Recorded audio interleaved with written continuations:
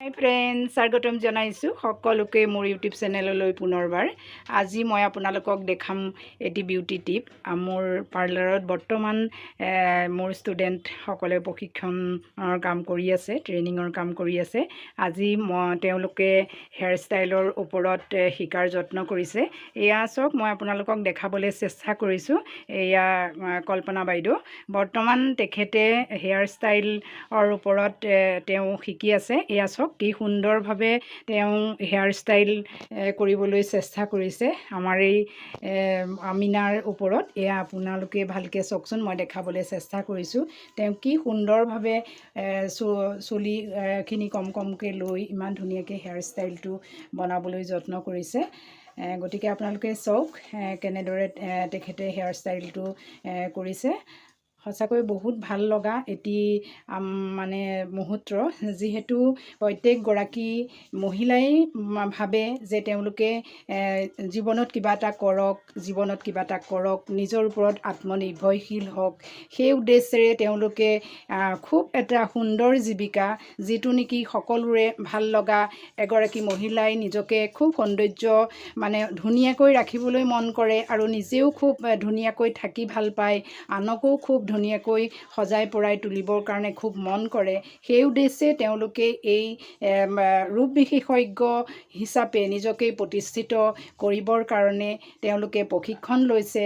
আৰু সেই প্ৰশিক্ষণৰ জৰিয়তে তেওঁলোকে নিজৰ লগতে আনৰ চুলি কোচাও খুব সুন্দৰকৈ সজাই পৰাবলৈ খুব যত্ন কৰে। সেয়েহে তেওঁলোকে আজি চেষ্টা কৰিছে যে সুন্দৰকৈ এটি হেয়াৰ ডিজাইন তেওঁলোকে কৰিব আৰু তেওঁলোকে সেই ডিজাইন কৰি খুব নিজেই মনত এটা আনন্দতা লাভ কৰিব, কাৰণ তেওঁলোকৰ এইটো এটা হাতৰেই বিদ্যা।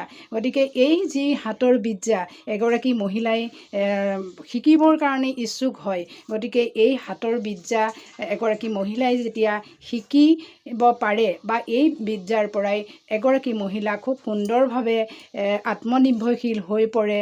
আৰু সেই আত্মনিৰ্ভৰশীলতাই মহিলাগৰাকীৰ যিখিনি থাকে এটা উম্মিদ, এটা সপোন জীৱনত কিবা কৰা, গতিকে এই বিউটি পাৰ্লাৰ প্ৰশিক্ষণৰ দ্বাৰাও তেওঁ জীৱিকা অৰ্জন কৰিব পাৰে আৰু তেওঁ সপোনবোৰ এনেকৈ পূৰ কৰিব পাৰে।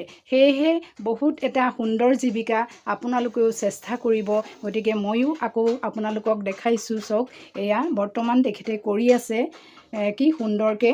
চাওক আপোনালোকে, মই দেখাবলৈ আপোনালোকক চেষ্টা কৰিছোঁ, ইমান এটা ভাল লাগিছে। এয়া আপোনালোকে চাওক, ভাল লাগিছে এয়া। গতিকে প্ৰত্যেকগৰাকী মহিলা আগবাঢ়ি আহক।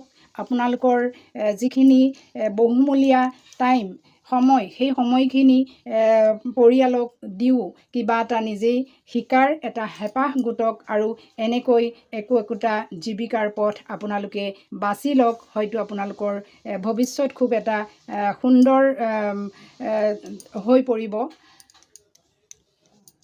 কাৰণ নিজকে সজাই পৰাই তোলাটো এটা আৰ্ট আৰু আনক সজাব পৰাটো আৰ্ট।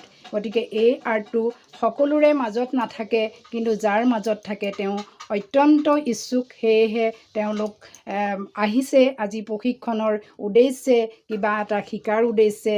আৰু সেই শিক্ষাৰ জৰিয়তে আজি তেওঁলোকে নিজকেও একোগৰাকী মহিলাই খুব সুন্দৰভাৱে নিজৰ পৰিচয় তেওঁলোকে দাঙি ধৰিছে। আৰু চাওকচোন এইটো কি সুন্দৰকৈ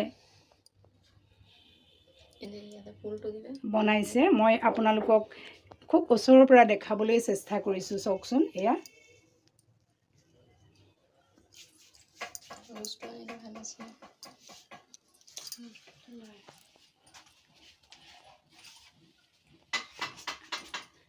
এইয়া চাওক কি সুন্দৰ লাগিছে, কি সুন্দৰকৈ এই হেয়াৰ ডিজাইনটো কৰিছে।